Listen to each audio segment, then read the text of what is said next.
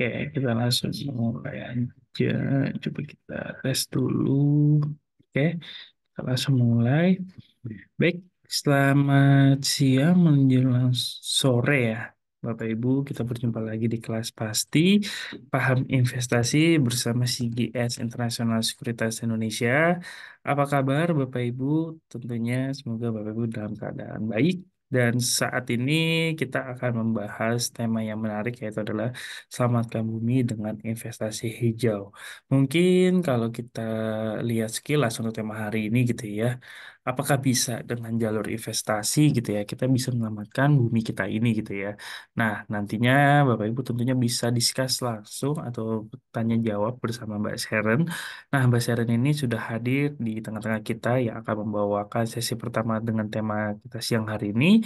Dan sebelum itu mungkin saya memperkenalkan diri terlebih dahulu. Perkenalkan nama saya Wisnu Adikumara dari tim Digital Business CGS International Sekuritas Indonesia. Dan untuk hari ini tentunya kita membahas iTrade juga atau aplikasi platform gitu ya. Jadi kita harus tahu juga bahwasannya mungkin materinya Mbak Sharon lebih spesifik untuk membawakan materi terkait investasinya. Tapi perlu diketahui juga bahwasannya kita perlu tahu bagaimana cara kita berinvestasi melalui CGS untuk mungkin saham-saham yang kategorinya adalah ESG gitu ya. Dan tentunya di sini saya akan menjelaskan terlebih dahulu step by stepnya. Mungkin yang Bapak Ibu belum menjadi nasabah CGS, kita bantu jelaskan untuk cara registrasinya. Nah, kalau Bapak Ibu yang belum punya akun di CGS, tentunya bisa registrasi di sini.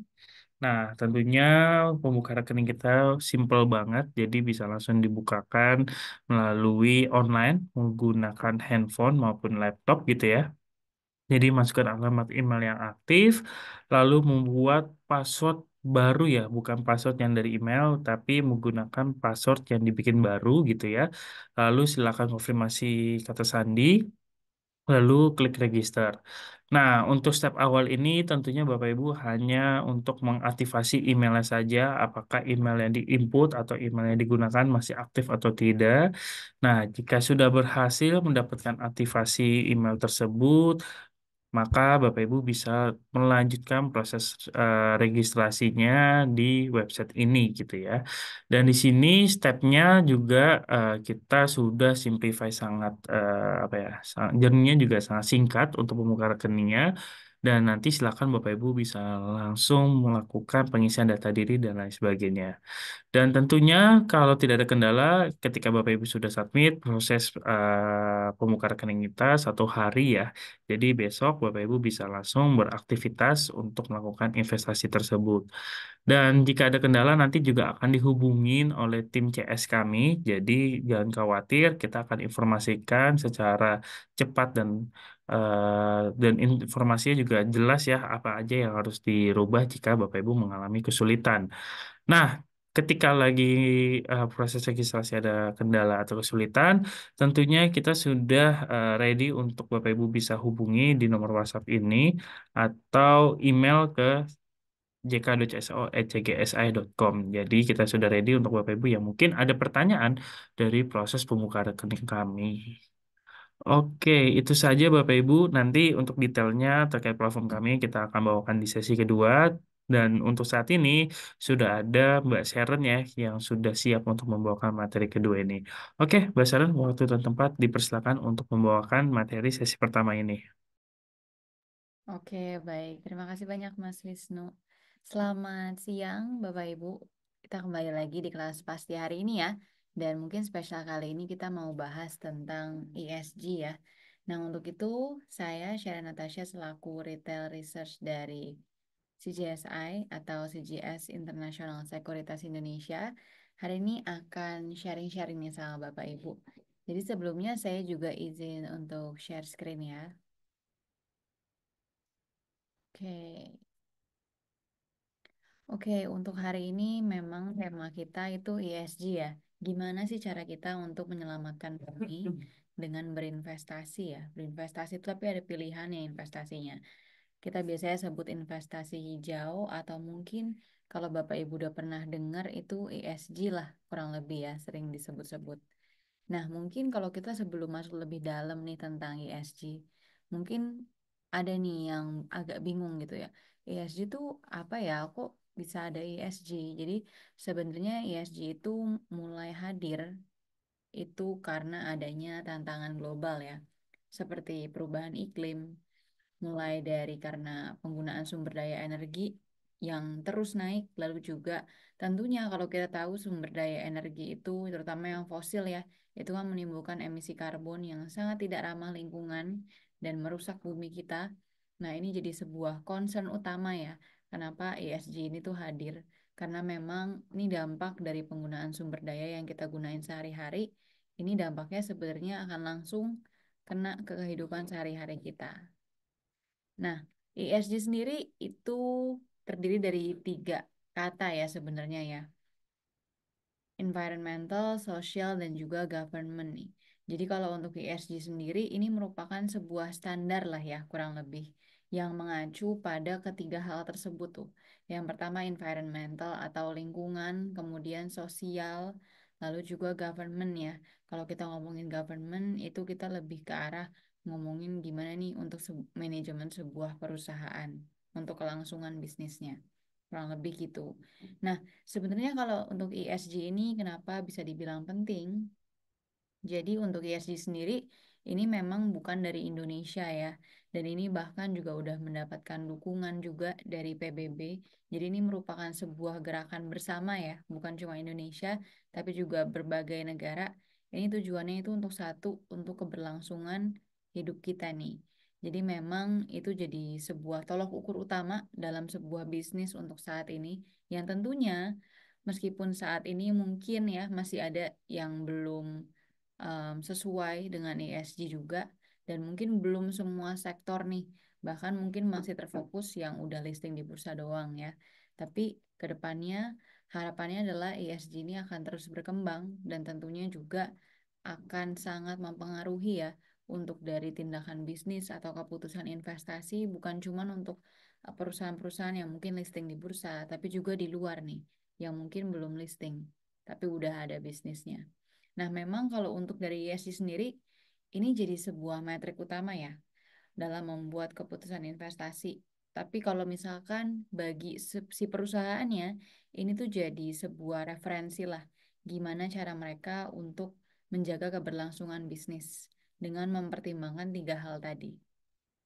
Nah, ini mungkin lebih detailnya nih ya, Bapak Ibu. Kalau environmental itu kita bicara tentang keberlangsungan alam nih ya. Jadi seberapa besar perusahaan bisa kontribusi agar bisnis mereka itu nggak mengganggu keberlangsungan dari alam atau lingkungan sekitarnya. Nah, sementara kalau kita ngomongin yang sosial, kalau untuk yang sosial sendiri, ini tentunya bicara ke hubungan antar manusianya nih. Gimana cara dia ngejalanin bisnis? Apakah dia bisa membangun hubungan yang baik antar perusahaan maupun karyawannya? Karyawan itu mungkin bukan cuma karyawan yang kerja di kantor, tapi juga menyangkut pihak-pihak yang terlibat dalam proses bisnis ya, seperti masyarakat luas, karena masyarakat luas itu yang konsumsi produk dan jasanya, lalu juga supplier atau pemasok ya, kemudian juga komunitas-komunitas, serta pihak-pihak terkait yang juga termasuk ke dalam karyawan perusahaan. Jadi gimana nih cara perusahaan untuk bisa tetap engage sama dengan karyawan-karyawannya? Apakah itu mungkin akan membawa impact yang lebih lanjut untuk keberlangsungan hidup mereka, dan lain-lain. Sementara yang ketiga itu ada governance ya. Kalau di governance itu fokusnya itu ke perusahaannya. Jadi kalau environmental fokusnya ke alam, sosial fokusnya ke human resource-nya. Kalau governance itu kita fokusnya ke perusahaannya aja. Tata kelola perusahaannya gimana nih? Cara si manajemennya untuk memanage perusahaannya dengan baik untuk keberlangsungan bisnis. Ya, jadi ini terkait dengan transparansi informasi, kemudian juga adanya kontrol internal yang terus berkala ya, yang dilakukannya secara berkala.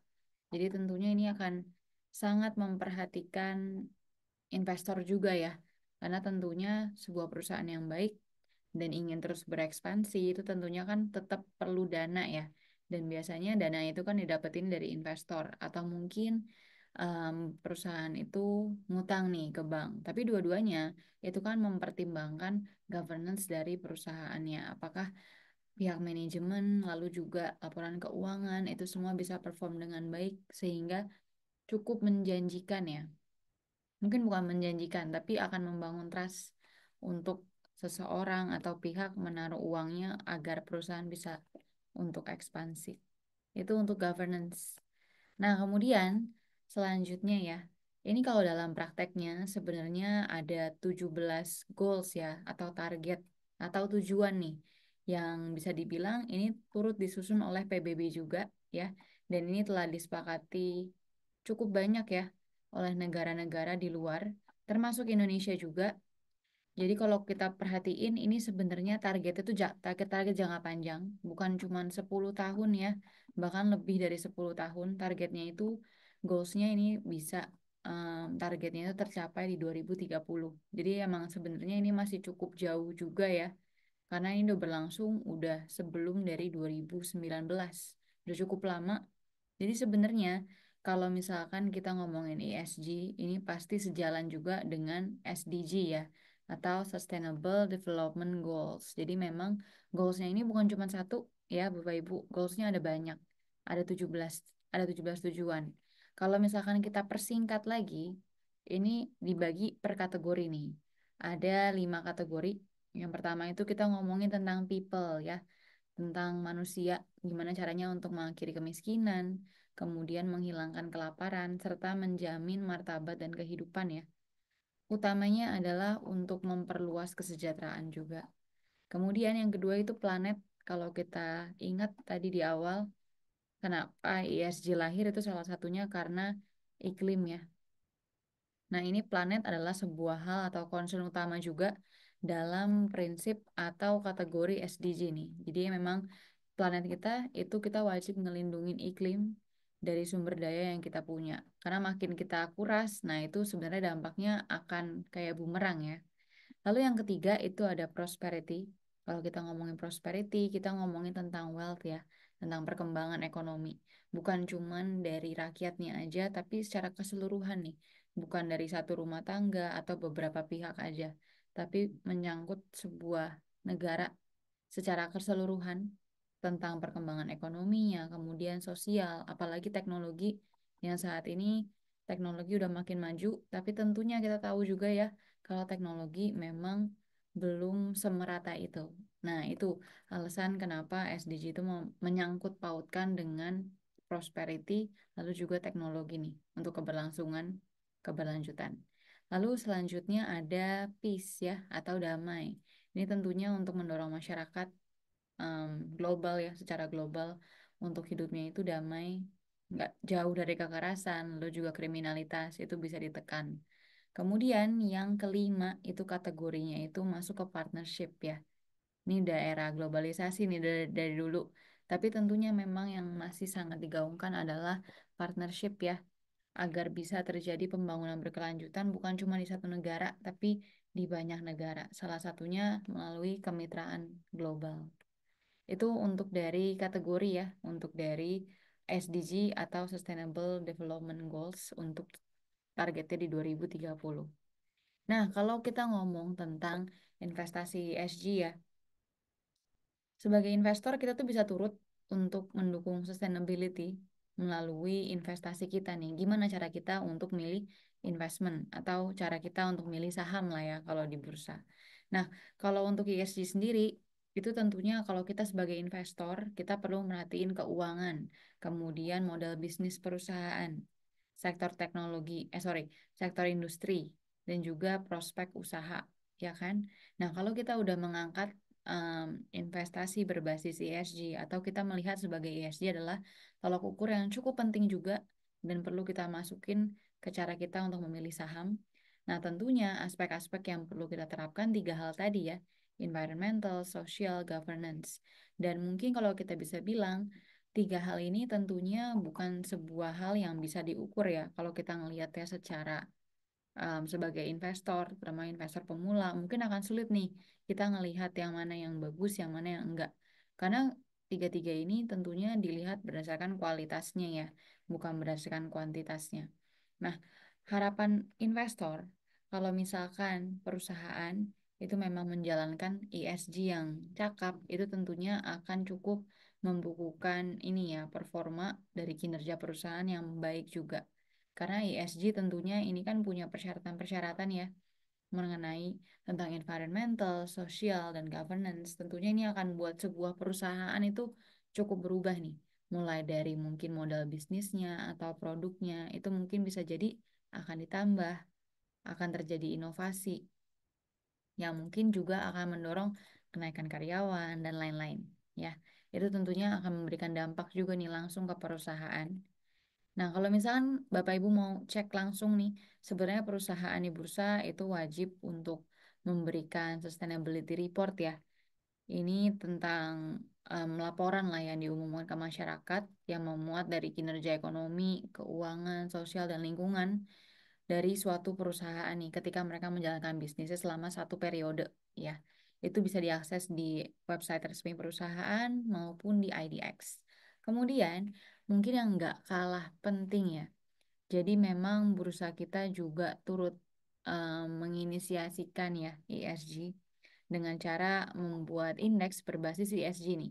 Saat ini ya di Februari 2025 bursa itu punya 4 indeks yang basisnya itu ESG. Yang pertama ada Sri Kehati, lalu ada juga ESG Sector Leaders ya dari IDX Sri Kehati. Kemudian ada juga ESG Leaders ya.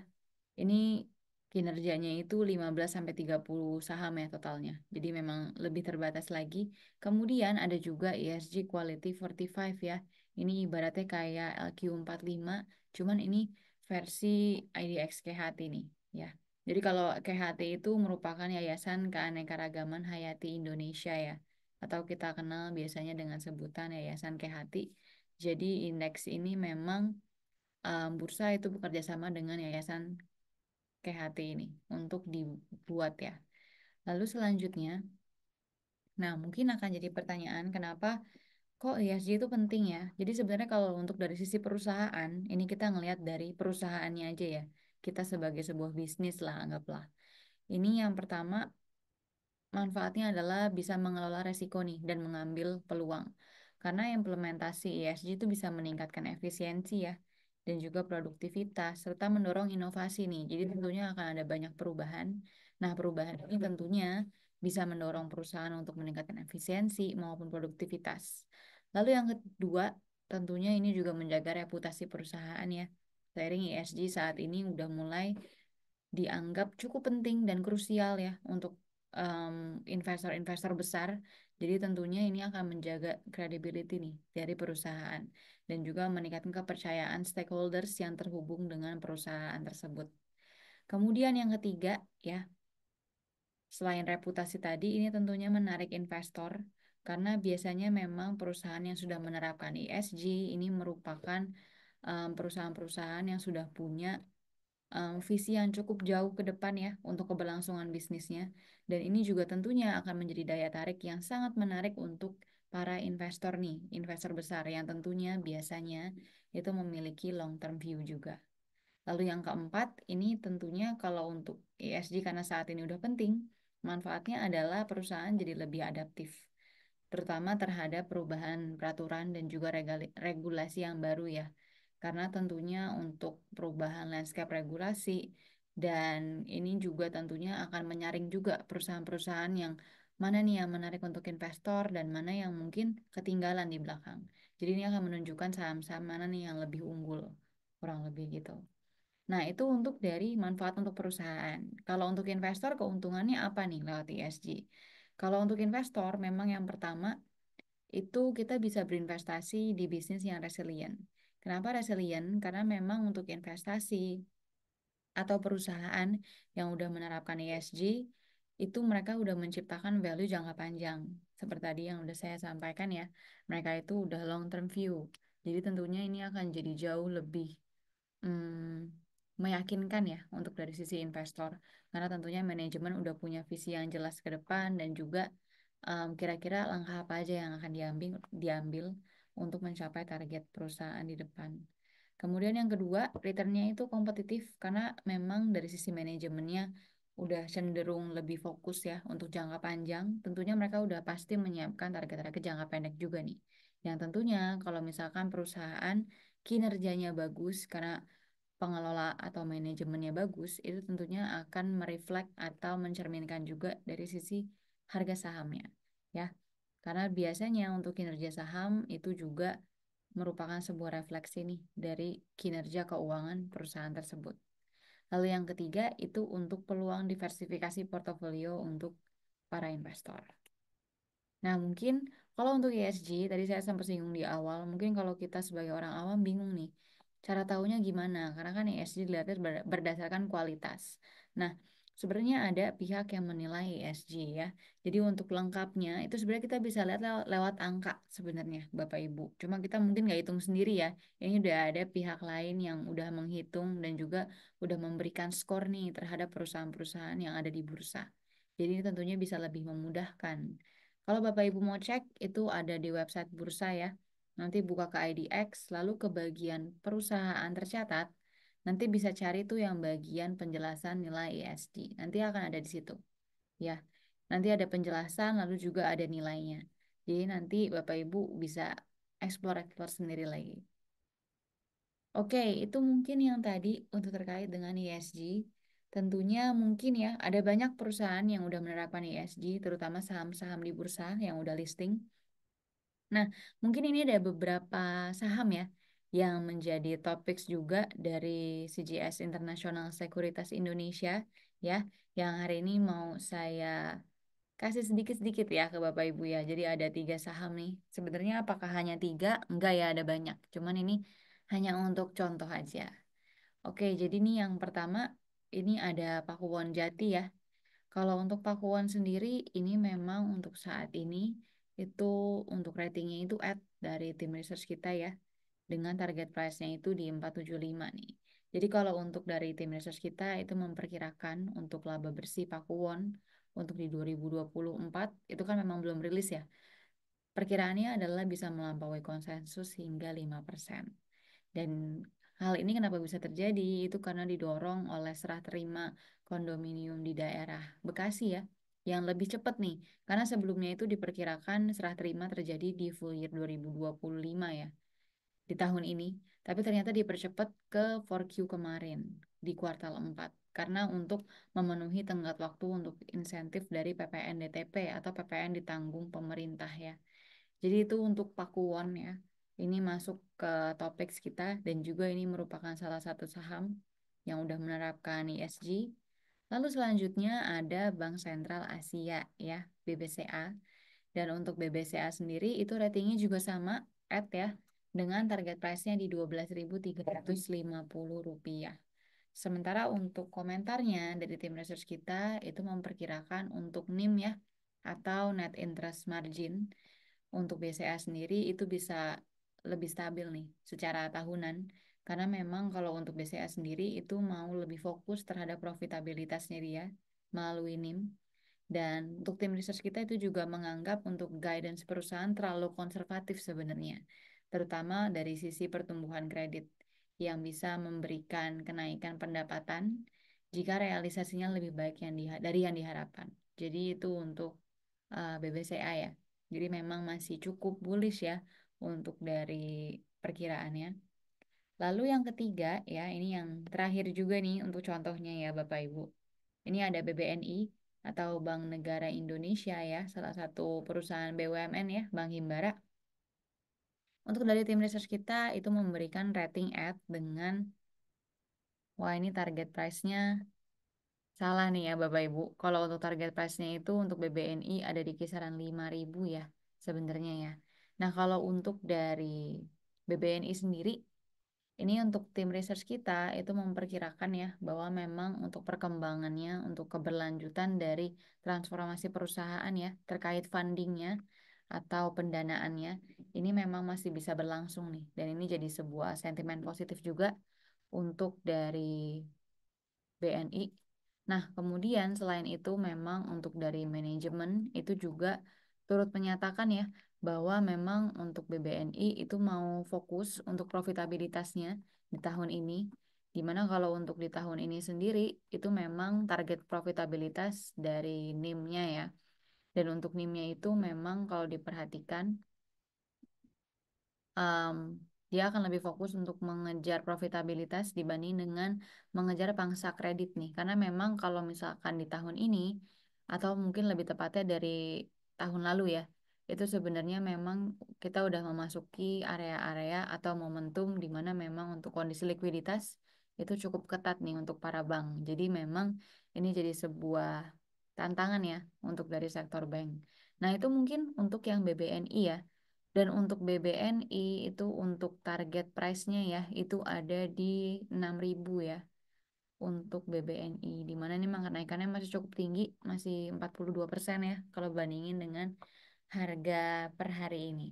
Itu untuk BBNI dan sekaligus menjadi contoh terakhir untuk hari ini ya, Bapak Ibu. Nah, mungkin itu yang bisa saya sampaikan untuk hari ini. Terima kasih banyak untuk Bapak Ibu yang udah em, dari awal sampai sekarang itu udah menyimak dengan baik ya. Semoga semua yang disampaikan bisa diterima baik, bisa jadi pengingat dan juga bisa jadi insight baru. Nah, mungkin untuk waktu dan tempat saya kembalikan ke Mas Wisnu. Silakan, Mas. Oke, siap Mbak Seren. Terima kasih atas pemaparannya. Mungkin tadi sudah dijelaskan secara detail ya untuk materi hari ini.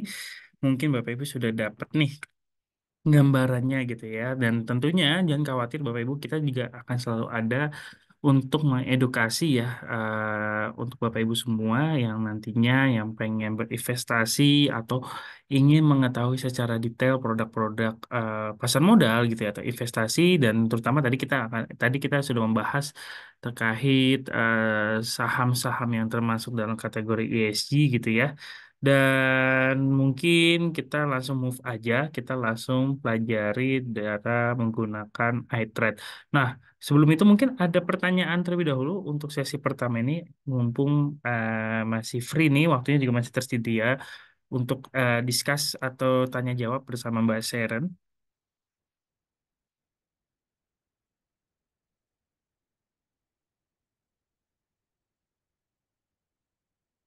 Oke, tidak ada ya. Oke, kalau seperti itu kita mungkin lebih memperdalam cara menggunakan iTrade kita. Oke, kita langsung aja masuk ke iTrade. Jadi kita di sini akan membahas yang ringan-ringan aja, yaitu adalah aplikasi atau web base kita. Jadi kita coba share screen kembali. Nah, ini adalah web base kita. Jadi kalau misalnya Bapak Ibu tadi sudah melakukan registrasi tahapan tadi ya, dan sudah aktif akunnya, maka Bapak Ibu akan menerima user ID, password, dan PIN seperti itu. Dan tentunya yang kedua, nanti Bapak Ibu juga akan mendapatkan nomor RDN, rekening dana nasabah, yaitu adalah untuk melakukan transfer dana untuk melakukan pembelian. Jadi sebelum kita membeli saham, tentunya pastikan RDN kita sudah memiliki dana tersebut ya, atau kita bisa melakukan transfer atau deposit.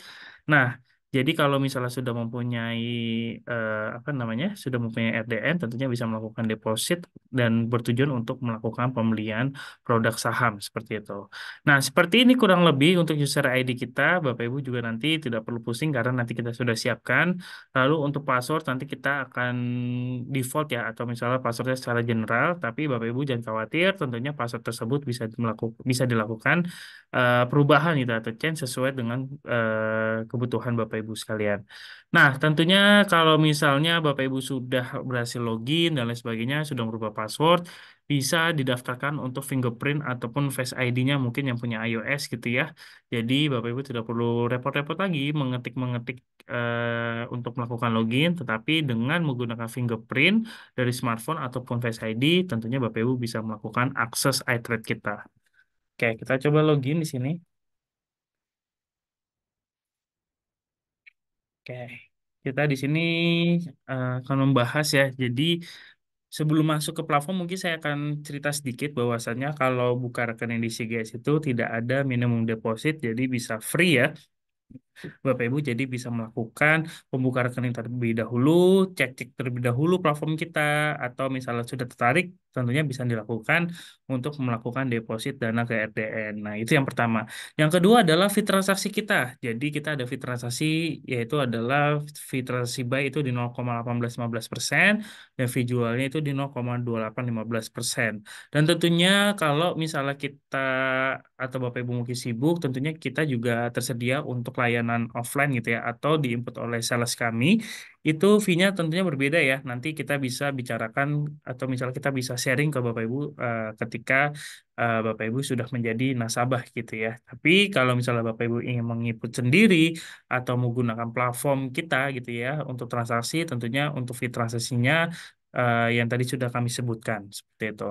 Dan yang ketiga, di sini kita tidak ada biaya maintenance atau biaya bulanan atau biaya market ya. Jadi ini bersifat free, Bapak Ibu bisa akses kapanpun, dimanapun, dan kita juga update secara real time, terutama di pasar market yang sedang live ya. Seperti ini kita update secara real time untuk Bapak Ibu dan tidak ada biaya.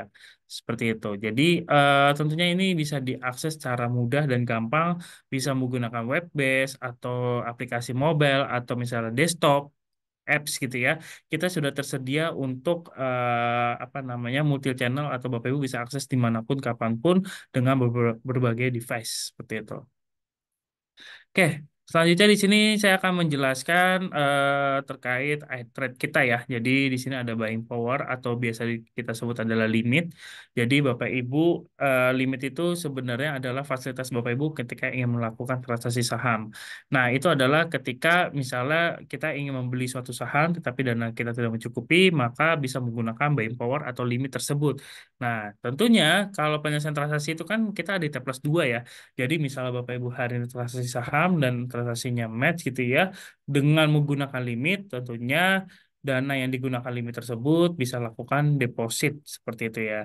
Nanti kita akan coba explore atau kita akan coba memberitahukan bahwasanya bagaimana skema untuk menggunakan limit tersebut. Tapi karena di sini mungkin kita bahasa simpel-simpel aja, jadi kita akan memberitahukan menu-menu dan cara menggunakan dari iTrade ini.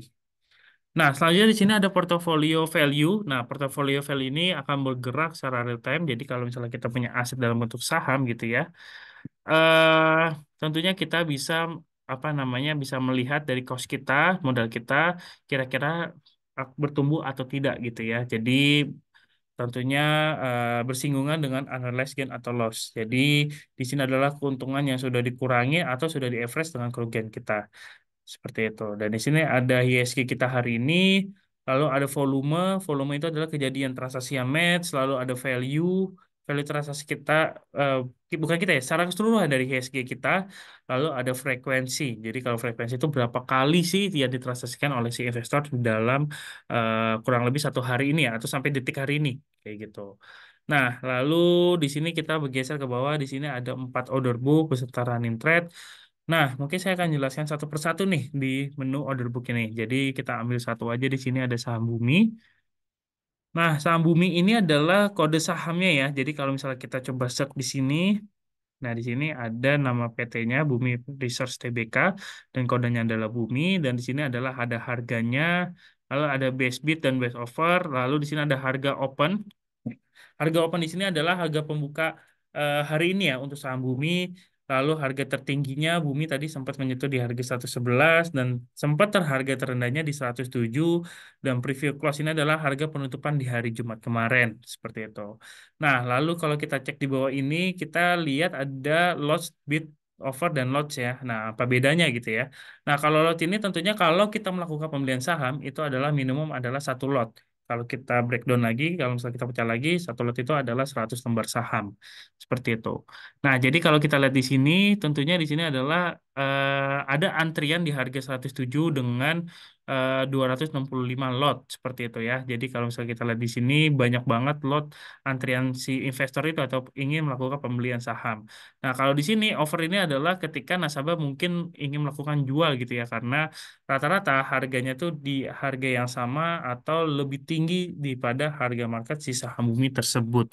Seperti itu. Jadi kita bisa melakukan transaksi beli dan jual melalui order book ini. Jadi sebagai contoh sini kita klik buy di sini. Nah, di sini kita bisa menggunakan order tipenya adalah market dan limit. Nah, bedanya adalah kalau limit kita masih bisa merubah harga yang ingin kita rubah. Misalnya kita di harga 102 lalu satu lot gitu ya. Tapi kalau misalnya market kita langsung cenderung di harga market si saham bumi tersebut seperti itu. Nah, kalau di sini ada Gutila, di sini ada day dan session. Nah, kalau day itu kita transaksi kita masih open nih, belum langsung match gitu ya. Karena mungkin harga yang kita bid itu adalah harga yang lebih rendah daripada harga market, otomatis kita belum ada yang tertarik di harga kita gitu ya. Nah, kalau misalnya status kita masih open gitu ya, sampai penutupan akhir nanti kita bisa pilih yang day kutilnya. Tapi kalau session, nah kita kan sebenarnya dibagi dua sesi kan, sesi pertama dan sesi kedua. Misalnya sebagai contoh, kita input di jam 1 pagi gitu ya, jam 9 pagi. Kita input jam 9 pagi. Nah, sampai nanti jam 12 itu adalah sesi pertama. Nah, kalau status kita masih open sampai jam 12 di sesi pertama, maka kalau kita pilihnya season tadi, maka status transaksi kita akan menjadi expired seperti itu. Nah, itu yang harus diperhatikan Bapak Ibu dalam melakukan transaksi saham. Jadi, pastikan sesuai dengan kebutuhan atau yang ingin dilakukan dalam bertransaksi. Oke, kita pilih di sini aja, kita coba limit ya. Kita coba di harga 102, kita klik buy di sini. Nah, di sini kita juga ada konfirmasi order nih, tetapi konfirmasi order ini hanya dilakukan satu kali kalau kita tidak lakukan logout dari trade kita seperti itu ya. Jadi ini hanya satu kali validasi. Jadi kita masukkan PIN. Oke, di sini kita bisa cek di sini status dari order kita adalah open seperti itu ya. Nah, bisa dicek di order list ini. Nah, bagaimana kalau misalnya kita pengen merubah misalnya sebagai contoh harga yang lebih mahal gitu ya. Tadi kita input di harga 102. Misalnya kita pengen input di harga 105 gitu ya. Maksudnya harga yang lebih tinggi itu bisa namanya unmanned. Nah, harganya nanti langsung berubah. Atau kita berharga di harga over, tentunya nanti transaksi kita langsung match seperti itu ya. Atau kalau misalnya kita mau withdraw nih atau mau cancel, tentunya selama status kita masih open, kita bisa melakukan cancel order. Seperti itu. Oke, next selanjutnya di sini ada all stock. Nah, all stock ini Bapak Ibu bisa mengecek keseluruhan saham yang ada di market beserta kita bisa melihat cash map-nya. Nah, yang kenapa kita highlight cash map ini? Karena cash map ini untuk bisa melihat net buy ataupun net sell dari suatu saham, dari sebuah transaksi. Makanya kita bisa cek di sini ada cash map, jadi Bapak Ibu bisa melihat dana yang keluar atau dana yang masuk dalam satu hari, kita bisa melihat dari secara persentasenya. Nah, next di sini ada broker summary gitu ya. Sorry, global market summary. Jadi Bapak Ibu juga kita updatein untuk harga-harga commodities dan currency ya. Bahkan kita juga mengupdate IHSG yang ada di luar seperti itu ya. Jadi nggak hanya di IHSG, sorry, IHSG kan Indonesia ya, sorry ya. Maksudnya indeks yang di luar. Jadi kita nggak hanya update IHSG kita, tapi kita juga nge-update untuk indeks yang ada di luar seperti itu.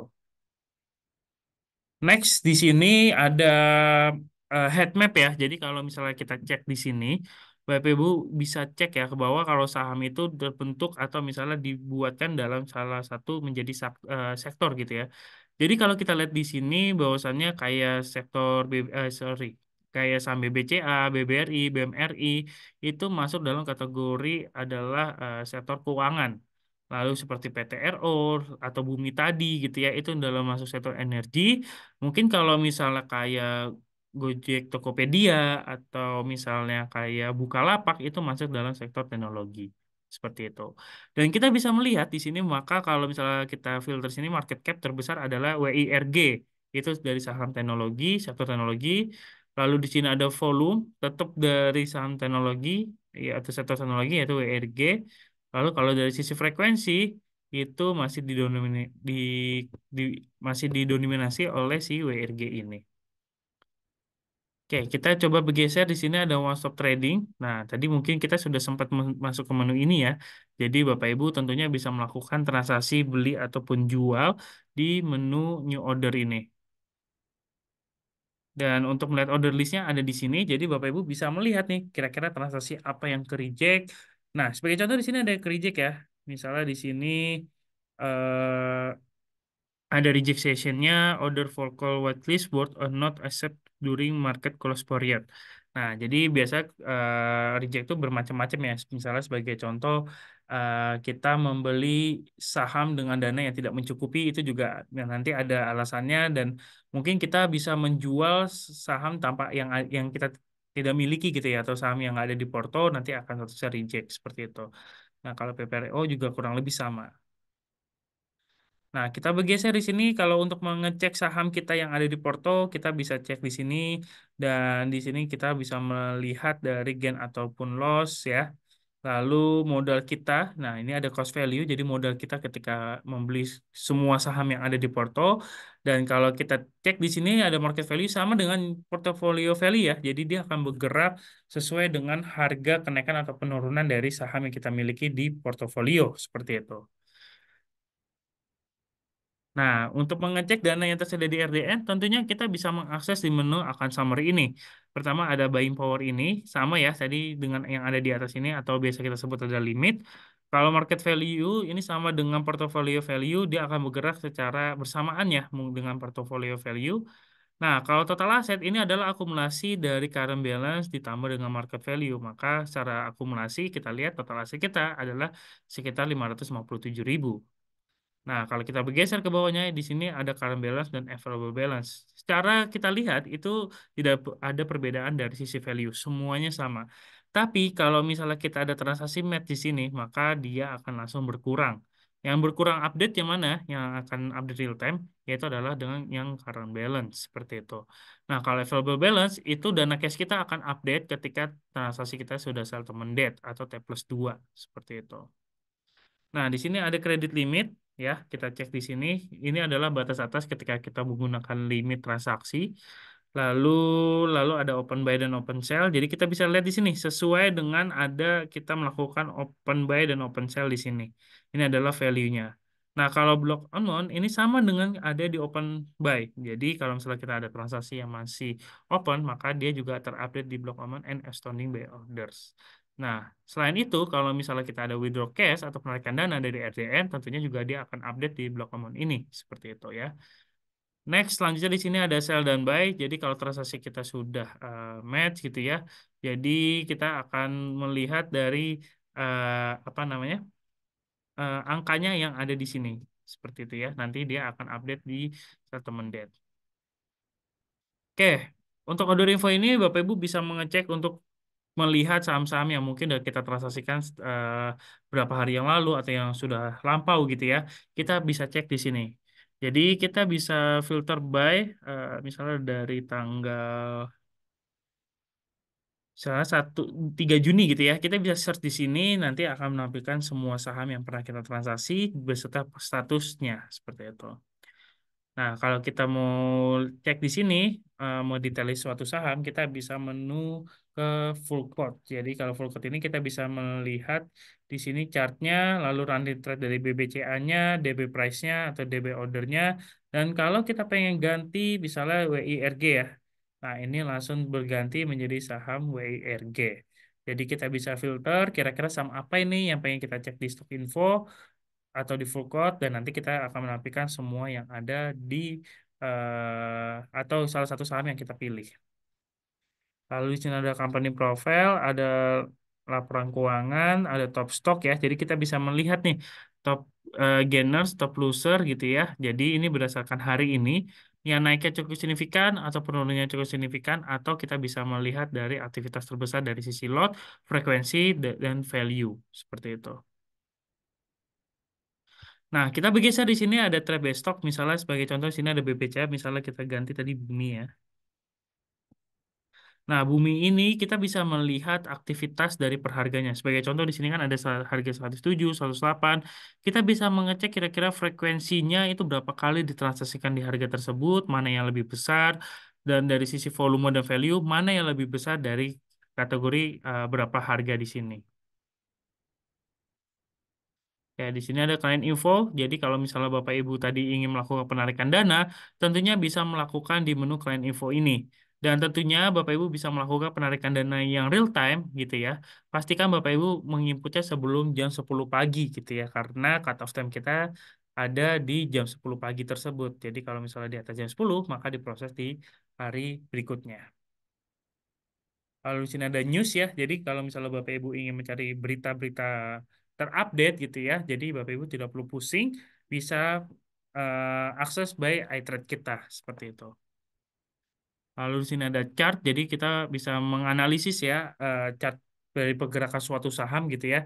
Dan tentunya kita biasanya di kelas pasti akan membahas mungkin cara menggunakan analisis teknikal atau beberapa indikator yang mungkin membantu Bapak Ibu untuk menganalisis teknikal seperti itu. Nah, kita bisa kemudian setting di sini, kita bisa merubah password di sini ya. Jadi di sini kita bisa merubah password, kita bisa merubah PIN-nya aja, atau secara keseluruhan itu bisa klik di sini. Jadi yang masih belum tahu cara merubah passwordnya ada di menu setting, dan kita juga bisa merubah temanya menjadi gelap seperti ini atau terang seperti ini. Oke, itu saja Bapak Ibu untuk iTrade kita. Jadi monggo Bapak Ibu jika ada pertanyaan bisa langsung tanyakan saja di kolom chat. Mungkin ada yang ingin ditanyakan?